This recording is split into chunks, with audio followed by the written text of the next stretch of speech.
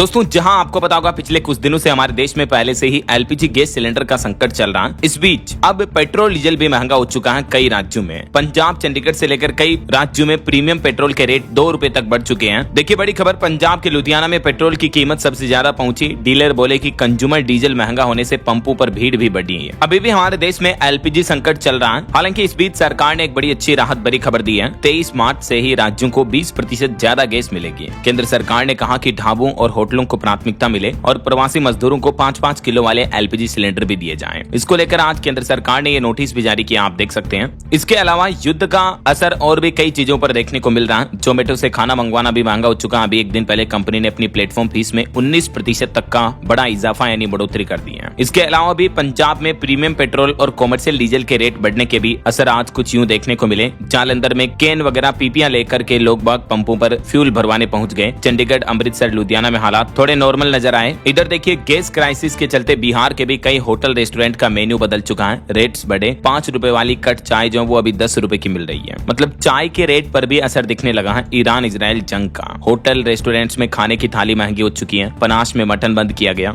गुजरात की ये खबर देखिए, गैस की किल्लत के चलते कई सारे प्रवासी मजदूर बेचारे अपने गाँव लौटने लगे हैं। वो बोले की सिलेंडर 5-5 हजार रुपए में मिल रहा है ब्लैक में। और जो लोग बड़ी बड़ी बिल्डिंग्स में फ्लैट में रहते हैं तो वहाँ तो चूल्हा भी नहीं जला सकते हैं। इसलिए कम से कम अपने गाँव जाकर चूल्हे पर लकड़ियों से रोटियां बनाकर खाना तो खाएंगे। यही वजह है कि अब प्रवासी मजदूरों का पलायन भी शुरू हो चुका है देश में एलपीजी गैस की कमी के चलते। गुजरात से कई सारे मजदूरों ने पलायन किया। सूरत के रेलवे स्टेशनों पर यूपी बिहार लौटने वाले लोगों की लाइनें लगी हैं। इधर एलपीजी संकट पर अभी भी सरकार का कहना है कि एलपीजी की पैनिक बुकिंग जरूर घटी है, लेकिन हालात अभी भी चिंताजनक चल रहे हैं। हर दिन हमारे देश में औसतन 55 लाख सिलेंडर की मांग हो रही है, बुकिंग हो रही है। 7,500 कंज्यूमर जो है अब तक पीएनजी पर शिफ्ट हुए इस एलपीजी क्राइसिस के हालातों के बीच। कुछ और राज्यों की एलपीजी गैस सिलेंडर की खबरें देखिए आप। झारखंड में भी रसोई गैस किल्लत से लोगों की परेशानी बढ़ी। कई एजेंसियों के बाहर उपभोक्ताओं की भारी भीड़ अभी भी देखने को मिल रही है, लेकिन अधिकांश लोगों को सिलेंडर मिल ही नहीं पा रहा है। इधर राजस्थान में आज से ही गैस सिलेंडर बुकिंग को लेकर नया नियम लागू हो चुका है। मोबाइल ऐप और वेबसाइट से बुकिंग करने पर अब ओटीपी वेरिफिकेशन जरूरी होगा। सरकार ने सभी गैस कंपनियों को यह निर्देश जारी कर दिया है। राजस्थान में खाद्य एवं नागरिक आपूर्ति विभाग की तरफ से तेल गैस कंपनियों को गैस सिलेंडर की बुकिंग के नए सिस्टम का आदेश जारी किया गया है। इस आदेश के तहत उपभोक्ता को अब सिलेंडर बुकिंग के समय ओटीपी देकर वेरिफिकेशन करना जरूरी होगा। तो ये राजस्थान में गैस सिलेंडर बुकिंग का नया नियम लागू हो चुका आज से ही। देख सकते हैं आप, अभी तक मौजूदा नियम में बुकिंग कैसे होती थी और अब नए नियम के मुताबिक आपके मोबाइल नंबर पर ओटीपी वेरीफाई करना जरूरी होगा, ताकि मतलब ब्लैक में, फर्जीवाड़े में बुकिंग पर रोक लगाई जा सके, ऐसा है ना। वहीं पेट्रोलियम मंत्रालय ने वाणिज्य एलपीजी आवंटन 50% तक बढ़ा दिया है। सरकार ने रेस्तरां, होटल और इंडस्ट्री के लिए कॉमर्शियल एलपीजी का कोटा भी बढ़ा दिया है। हालांकि नए नियमों के तहत पीएनजी कनेक्शन और ओएमसी का रजिस्ट्रेशन भी अनिवार्य कर दिया है। एलपीजी किल्लत के बीच सरकार ने आज एक और बड़ा फैसला लिया है। और वहीं आज ईद के पर्व पर भी देखिए आप, मध्य प्रदेश के भोपाल में अमेरिका, इजराइल, मुर्दाबाद के नारे लगाए लोगों ने। राजस्थान में लोगों ने काली पट्टी बांधकर विरोध किया। बंगाल में बाबरी मस्जिद की साइट पर पहली बार नमाज भी पढ़ी गई। ये एमपी भोपाल की ईद की तस्वीरें आप देख सकते हैं। हजारों लाखों लोग एक साथ जुटे और ये जयपुर में भी लोगों ने ईद के मौके पर सुबह नमाज अदा की। ये तस्वीरें आप देख सकते हैं। और ईरान इजराइल जंग पर आज एक सबसे बड़ी खबर देखने को मिली। ईरान के नतांज न्यूक्लियर प्लांट पर भी हमला हुआ। इस जंग में दूसरी बार निशाना बनाया गया इस प्लांट को। अभी रेडियो एक्टिव रिसाव की हालांकि खबर नहीं है। वहीं इधर ईरान के न्यूक्लियर ठिकाने पर हमले की वजह से रूस भी नाराज हो गया। कहा कि ये इंटरनेशनल कानून का उल्लंघन है। इजराइल बोला कि हमें नहीं पता किसने हमला किया। मतलब देखिए आप, न्यूक्लियर साइट पर हमला किया जा रहा, इस वजह से रेडिएशन फैल सकता, हजारों लाखों लोग मारे जा सकते हैं। और ये गंभीर हालात बनने के बाद तो आपको पता है दुनिया में फिर परमाणु जंग की शुरुआत भी हो सकती है। तीसरे विश्व युद्ध का आगाज भी हो सकता है। तो इन स्थितियों पर रूस ने नाराजगी जताई, लेकिन इजराइल कह रहा कि हमें नहीं पता हमला किसने किया। मतलब देखिए यार, दुश्मन देश में हमला हो रहा है और इजराइल को पता ही नहीं है। तो क्या कोई और दुनिया का देश ईरान पर हमले कर रहा है? तो ये वाली बात हो गई। वहीं इधर खबर है, भारत भी बिना आमने सामने की जंग की तैयारी कर रहा है। अनंत शस्त्र समेत 6 प्रोजेक्ट्स पर काम शुरू हो चुका है, जिन पर सरकार 2,19,000 करोड़ रुपए खर्च करेगी। ईरान की जंग के बीच अब भारत ने नॉन कॉन्टेक्ट वारफेयर यानी बिना आमने सामने लड़ी जाने वाली जंग के लिए खुद को तैयार करना शुरू कर दिया है। केंद्र सरकार अपनी सैन्य शक्ति को भविष्य की जरूरतों के मुताबिक ढालने के लिए सबसे बेहतर रक्षा तकनीकों पर तेजी से काम करना शुरू कर चुकी है। कई सारे 5th जनरेशन और 6th जनरेशन फाइटर जेट्स के डिजाइन पर भी काम शुरू हो चुका है। कुछ यूं होगा भारत का 6th जनरेशन फाइटर जेट। और बड़ी खबर आ रही है, पाकिस्तान के सेना प्रमुख आसिम मुनीर ने शिया धर्म गुरुओं को धमकी दी। बोले कि ईरान से मोहब्बत है तो वहीं चले जाओ। पाकिस्तान आर्मी चीफ शिया इफ्तार पार्टी में भी शामिल हुए थे। आज पाकिस्तान के सेना प्रमुख की तरफ से जो ये बयान दिया गया, उन्होंने शिया धर्म गुरुओं से कहा कि जो लोग ईरान से इतना ही प्यार करते हैं तो वो वहीं चले जाएं। तो उनके इस बयान से शिया समुदाय के नेताओं में काफी विरोध देखने को मिल रहा है। नेताओं ने इस बयान को अपमानजनक और भड़काऊ भी बताया है। कहीं न कहीं देखा जाए तो पाकिस्तान भी अमेरिका के तलवे चाटने के चक्कर में ईरान से पंगा ले रहा है। और खबर है 60 साल में पहली बार अल अक्सा मस्जिद ईद में बंद रही। ईरान में बाजार सूने पड़े रहे। यूएई, कतर और कुवैत में खुले मैदान में नमाज पर भी रोक लगाई गई। जो दुनिया भर में आज ईद का त्योहार मनाया जा रहा है, लेकिन मिडिल ईस्ट की जंग की वजह से आपको पता होगा अमेरिका, इजराइल और ईरान के बीच जो पिछले 22 दिनों से युद्ध चल रहा, जंग चल रही है। ऐसे में 60 सालों में पहली बार ऐसा दिन देखने को मिला जब इजराइल के यरूशलेम में अल अक्सा मस्जिद को ईद की नमाज के लिए भी बंद कर दिया गया है। 1967 के अरब इजराइल युद्ध के बाद पहली बार ऐसी स्थिति देखने को मिली जब अल अक्सा मस्जिद को पूरी तरह से बंद किया गया है। यह मुसलमानों के लिए मक्का मदीना के बाद तीसरा सबसे पवित्र स्थल माना जाता है। जैसे हिंदुओं में 4 धाम होते हैं ना, वैसे ही मुसलमानों में ये भी एक प्रमुख स्थल है। लेकिन दुनिया भर में चल रहे जंगी हालातों के बीच इसको बंद रखा गया है। वहीं देखिए लोकल सर्किल्स की रिपोर्ट्स में भारत में गैस सिलेंडर को लेकर एक और बड़ा दावा किया जा रहा कि 20% लोग जो हैं वो सिलेंडर ब्लैक में खरीद रहे हैं। 4000 रुपए तक ज्यादा देने पड़ रहे हैं एलपीजी सिलेंडर के।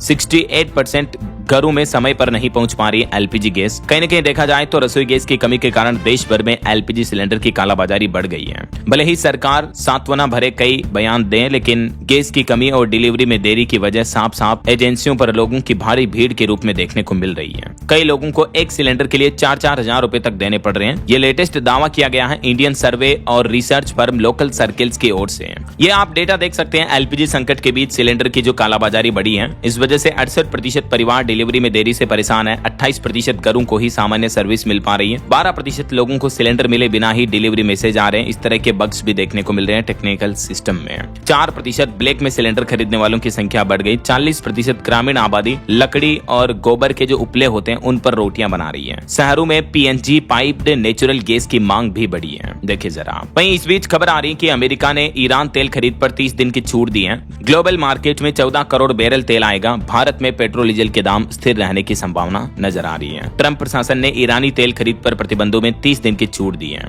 ये छूट केवल समुद्र में मौजूद ईरानी तेल टैंकरों की खरीद के लिए दी गई है। अमेरिका के ट्रेजरी मिनिस्टर की तरफ से इस बात की घोषणा की गई है। वैसे इन युद्ध के हालातों के बावजूद भी सोना चांदी के भाव लगातार गिरते जा रहे हैं। देखिए अभी के लेटेस्ट अपडेट चल रहा है। सोना इस पूरे सप्ताह भर में 11,000 रुपए सस्ता हुआ। अभी 1,47,000 रुपए प्रति 10 ग्राम पर गोल्ड का प्राइस चल रहा है, जबकि चांदी 28,000 रुपए गिर कर 2,32,000 रुपए प्रति किलो पर पहुंच चुकी है। डॉलर की डिमांड बढ़ने की वजह से ये सोने चांदी के दाम गिरे हैं। और खबर आ रही कि मिडिल ईस्ट की तरफ बढ़ रहे हैं 3 अमेरिकी वॉरशिप जिन पर 2200 सैनिक मौजूद हैं। दावा किया जा रहा है कि ये वॉरशिप ईरान के खार्ग आइलैंड पर भी कब्जा करने का प्लान बना रहे हैं। खार्ग आइलैंड ईरान का वो आइलैंड है जहां से ईरान का अधिकतम 70-80% तेल जो है वो यहीं से निकलता है। अब अमेरिका प्लान ये कर रहा है कि जैसे वेनेजुएला पर कब्जा किया ना, वैसे ही ईरान के इस खार्ग आइलैंड को भी कब्जा लो, ताकि ईरान का जो ज्यादातर तेल है उस पर अमेरिका का कब्जा हो जाए। तो मिडिल ईस्ट में अमेरिकी सैन्य मौजूदगी तेजी से बढ़ती हुई नजर आ रही है। CNN के मुताबिक सैटेलाइट इमेज से पता चला कि 3 अमेरिकी वॉरशिप के साथ मरीन सैनिक मिडिल ईस्ट भेजे जा रहे हैं, जिसमें USS Tripoli, USS San Diego वगैरह कई सारे US आर्मी के सैनिक शामिल हैं। अब ये युद्धपोत जाहिर सी बात है अगर ईरान के इस आइलैंड के पास जाते हैं तो दुनिया भर में जंग के हालात बढ़ जाएंगे। कई एक्सपर्ट्स का तो ये मानना है कि ईरान के इस आइलैंड पर अगर अमेरिका कब्जा कर लेता है तो दुनिया में तीसरा विश्व युद्ध भी छिड़ सकता है। खैर ये तो वक्त ही बताएगा। इस बीच एक बड़ी खबर देखने को मिली। अमेरिका में 1971 बांग्लादेश नरसंहार को मान्यता देने की मांग की गई। संसद में इसको लेकर प्रस्ताव भी पेश किया गया। वहीं एक चौंकाने वाली रिपोर्ट तो ये सामने आ रही कि डोनाल्ड ट्रंप की भी नहीं सुन रहे अब इजराइल के प्रधानमंत्री बेंजामिन नेतन्याहू। भले ही इजराइल को ईरान पर हमला करने के लिए अमेरिका ने उकसाया हो, लेकिन अब इस जंग में सिचुएशन ऐसी बन गई है कि इजरायली पीएम अब ट्रंप की नहीं सुन रहे हैं। 3 वजहों से इजराइल और अमेरिका के बीच भी मतभेद बढ़ रहे हैं। तो दोनों देशों के लिए जंग के मकसद और मायने पूरी तरह से बदल चुके हैं। वहीं खबर देखिए राजस्थान के सीकर में भी आज काली पट्टी बांधकर नमाज अदा करने पहुंचे युवा लोग। ईदगाह जामा मस्जिद पर मुख्य नमाज हुई। अधिकारी और नेता भी पहुंचे क्योंकि अमेरिका इजराइल के बीच जो युद्ध चल रहा है इसका असर आज ईद के त्योहार में भी देखने को मिला। और हाल ही में जो ईरानी सुप्रीम लीडर खामेनेई मारे गए तो उस वजह से कई लोगों ने ईद की खुशियां भी नहीं मनाई। राजस्थान में भी मुस्लिम भाई लोगों ने शिया मुस्लिमों ने खास करके काली पट्टी बांधकर विरोध किया। और खबर है अमेरिकी राष्ट्रपति डोनाल्ड ट्रंप ने अब नाटो देशों को भी कायर बताया। वो बोले कि अमेरिका के बिना वे कागजी शेर हैं, क्योंकि नाटो देशों ने जंग में अमेरिकी राष्ट्रपति ट्रंप का साथ नहीं दिया तो ट्रंप बोले कि हम इसे याद रखेंगे। वहीं खबर है हरियाणा में भी एलपीजी गैस को लेकर बवाल मचा। पानीपत में गैस एजेंसी पर सिलेंडर लूट की कोशिश देखने को मिली। फतेहाबाद में स्टेट हाईवे भी जाम रहा 1-2 दिन पहले। और खबर है 22 देशों ने तेहरान से की अपील। इजराइल बोला कि आगामी हफ्ता में ईरान पर और हमले बढ़ेंगे। यानी पश्चिम एशिया में जारी संघर्ष दिन ब दिन और भयावह होता जा रहा। हमले कम होने के बजाय और ज्यादा से ज्यादा बढ़ सकते हैं, क्योंकि सभी देश एक दूसरे को ये खुली खुली चेतावनी दे रहे हैं। इस बीच खबर है आज हिंद महासागर में भी यूके और यूएस बेस पर ईरान ने मिसाइलें दागी। इस पर ब्रिटेन ने भी नाराजगी जताई। और ईरान के जो नए सुप्रीम लीडर बने मोजतबा खामेनेई, उन्होंने नवरोज ईद पर्व की शुभकामनाएं भी दी और कहा कि ईरान ने तुर्की और ओमान पर हमले नहीं किए। तो ये दोस्तों आज के देश भर में ईरान इजराइल जंग से जुड़े बड़े अपडेट्स रहे। उम्मीद है ये बड़ी खबरें आपको जरूर जानने मिली होगी। इस वीडियो को लाइक और शेयर करना, DLS न्यूज चैनल को सब्सक्राइब करके बेल आइकन जरूर दबा देना। रोजाना की ताजा बड़ी खबरें, मुख्य समाचार, हेडलाइंस, न्यूज सुर्खियां देखते रहने के लिए। जय हिंद, जय भारत, वंदे मातरम।